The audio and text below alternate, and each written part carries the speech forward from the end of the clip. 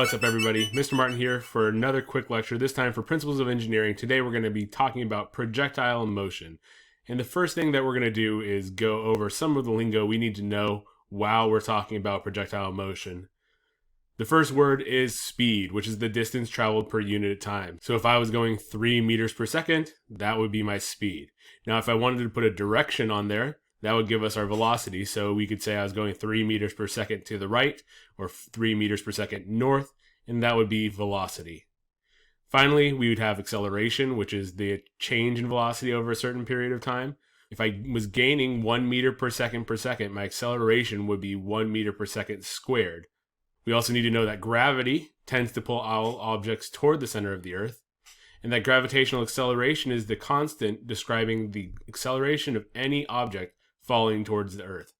In the metric system, or SI units, that would be negative 9.8 meters per second squared, and in the US customary measurements, that would be negative 32 feet per second squared. Gravity is expressed as a negative because as a force vector, it would point down. So to talk about this, we're going to have a skydiver falling off the wing of an airplane, which is a weird place to jump from, but we're going to graph the velocity as time goes on. So at 0 seconds, they haven't accelerated at all, so their velocity is 0 feet per second. After 1 second, they've accelerated 32 feet per second, so their velocity is now 32 feet per second.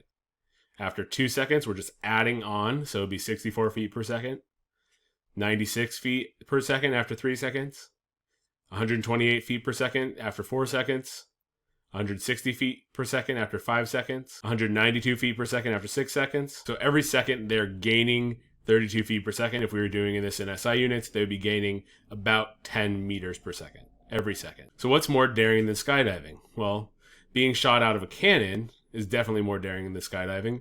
So let's talk about projectile motion now, which would be the motion of an object being shot at an angle, even if that angle is 0 or 90. Let's go over some vocabulary that we need to know while we're talking about projectile motion. A projectile is any object moving upon which the only active force is gravity.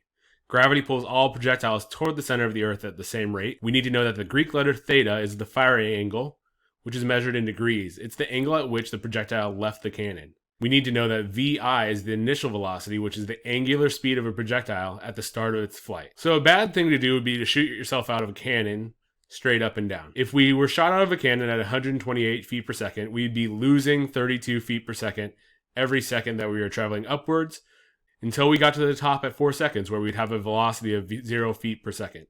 At that point, we would start falling back towards Earth, accelerating downwards at 32 feet per second until we landed back on the cannon, going a speed of 128 feet per second. That would really hurt. If we were shot out of a cannon horizontally toward this target with gravity turned off, we'd be moving at a constant horizontal velocity. There's no other forces acting on us at this point, so we're not accelerating if we turn gravity off. So we'd go the same distance every second until we hit the target. If we turn gravity on, we would miss the target because we would be falling in addition to moving horizontally. We would still be moving with a constant horizontal velocity, but we would now have gravitational acceleration pulling us down towards the Earth. If we were launched at an angle, we could find the initial velocity that we were traveling by taking the square root of the negative of gravitational acceleration times x, which is the distance traveled horizontally, divided by sine of 2 theta.